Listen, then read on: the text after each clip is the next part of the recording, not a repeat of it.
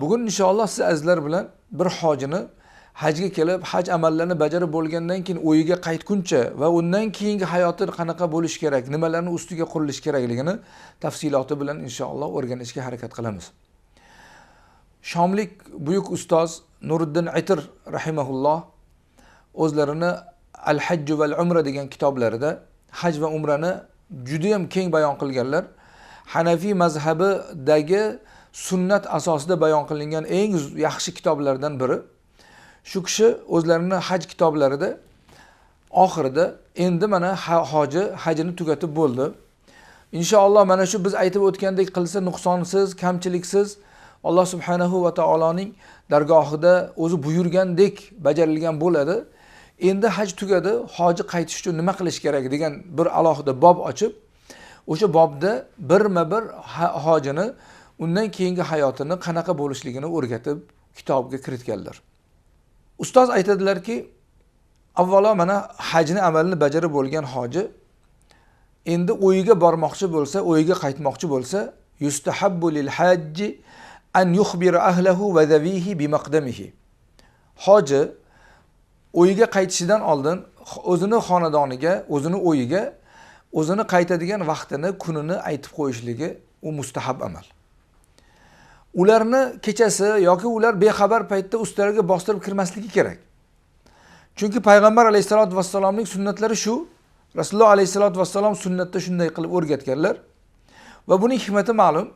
U ham bo'lsa, o'sha oila a'zolari musofirni, hojini kelishligiga ozgina hozirlik ko'rsin. Birdan kelgan odamni ko'rib, o'zlarini noqulay holatda u odamga ro'para bo'lishmasin. Kelgan musofir yoki hoji xonadon ahlini yomon bir holatda ular bexabarlik paytda ustiga kelib qolmasin degan ma'no bor. Bu borada Nabiy alayhisolatu vassalomdan bir hadis keladi.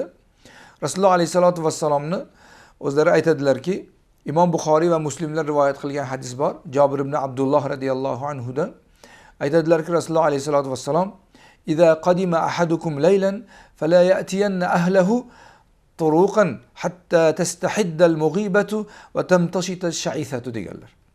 Sizlardan biringiz agar mabodo o'yiga kechasi kelib qolsa, o'yiga kirmay tursin. Chunki ularni birdaniga bezovta qilib, ular tayyor bo'lmagan holatda ularning ustiga kelib qolsa, ularni noqulay holatda ustiga kirib qoladi. Toki kunduzi kirsa, u yerda eri safardagi ayollar o'ziga qaraydi.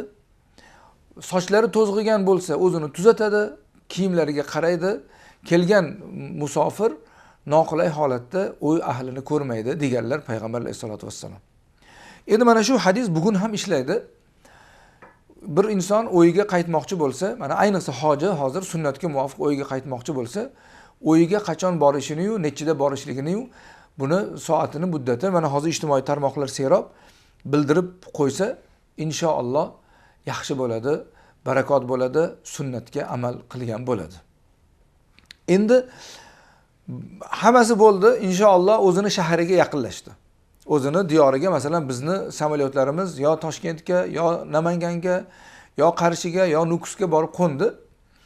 Endi shu borib o'zimiz shaharlarimiz ko'zimizga ko'rinishi boshlaganda, unda biz aytamizki, payg'ambar alayhisolatu vassalom duolari bor. U duoni inson qilish kerak. U duo nima? Allohumma inni as'aluka min khayri hadzal balad va khayri ma jama'ta biha va a'udhu bika min sharriha va sharri ma jama'ta fiha.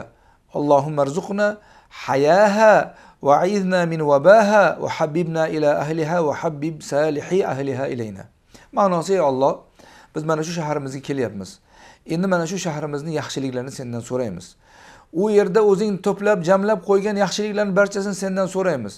Bizni u shahardagi yomonlikdan, u yerda jamlab qo'ygan yomonliklardan panoh berishingni so'raymiz. Ey Alloh, bizni bu yerni barakotlaridan o'zing rizqlantir va bizni u yerning yomonliklaridan o'zing panoh bergin va bizni shahrimiz ahliga mahbub qil va bu yerdagi solihlarni bizga mahbub qilgin deb duo qilishligi sunnatga muvofiq bo'ladi. Musofir odam o'zini shahriga kirganda agar imkoniyati bo'lsa, bu sunnatda bor, imkoniyat bo'ldi, mana shaharga borib qo'ndi, makruh vaqt emas. Birinchi masjidga qo'nib, masjidda 2 rakat namoz o'qisa, Bu payg'ambar alayhissalotu vassalomning aynan qilganlari bo'ladi. Imom Buxoriy va Muslimlar o'zlarining sahihlarida keltiradilar. Ka'b ibn Malik radhiyallohu anhu aytadilarki, payg'ambar alayhissalotu vassalom agar biror bir safardan kelsalar, kunduzi kelardilar. Kechasi qorong'ida kelmasdilar. Kelishlari bilanoq masjidga kirib, u yerda 2 rakat namoz o'qib, biroz o'tirib, keyin o'ylariga kirib ketardilar deganlar. Imkoniyati bo'lsa hozir ham kimdir shu narsani qila olsa, afzal bo'ladi. Yo'lda masjidga kirib 2 rakat namoz o'qib ketish, o'zining diyoriga borgandan keyin. Hozir ko'pincha odamlar mana shu sunnatga amal qilmay qo'ygan. Kimlardir shuni amal qilsa, inshaalloh sunnatga amal qilganlik barakoti uning hayotida bo'ladi. O'sha shahardagi sunnatga bajarganligi tufayli Alloh taolo o'sha shaharga sunnatning barakotini boshqalar qilmasa ham shu qilganlarning qilganligi tufayli barakotlarini Alloh taolo yog'diradi deganlar. Endi o'yiga kelgandan keyin o'yiga kelganda birinchi qiladigan narsasi payg'ambar alayhisolatu vassalom aytganlar, birinchi safardan kelsa, o'yiga qaytsa aytadigan duosini aytganlar. 2 xil suratda bor. Ayibuna taibuna hamiduna li robbina sajidun. Bu bittasi, ikkinchisi tavban li robbina awban la yughadiru hawban degan duoni qilsa, inshaalloh sunnatga muvofiq bo'ladi deganlar. Biz qaytdik. Robbimizga tavba qilgan holatda qaytdik. Robbimizga hamd aytgan holda qaytdik. Robbimizga sajda qilgan holda qaytdik degan ma'nodagi duoni qilsa, Rasulullohning o'rgatganlaridek bo'ladi. Endi bu hoji mana shu shaklda o'yiga yetib bordi. Hoji o'yiga shahariga yetib borganda uni u oila ahli xursandchilik bilan kutib oladi. Endi bizning diyorimizda hajdan qaytgan odamni xursandchilik bilan kutib olinmaydigan biror bir xonadon bo'lmasa kerak. O'sha sunnat shu. Nabiy alayhisolatu vassalom sunnatlari hoji kelganda hojini butun oila ahli xursandchilik bilan kutib olishligi bu sunnatga muvofiq bo'ladi.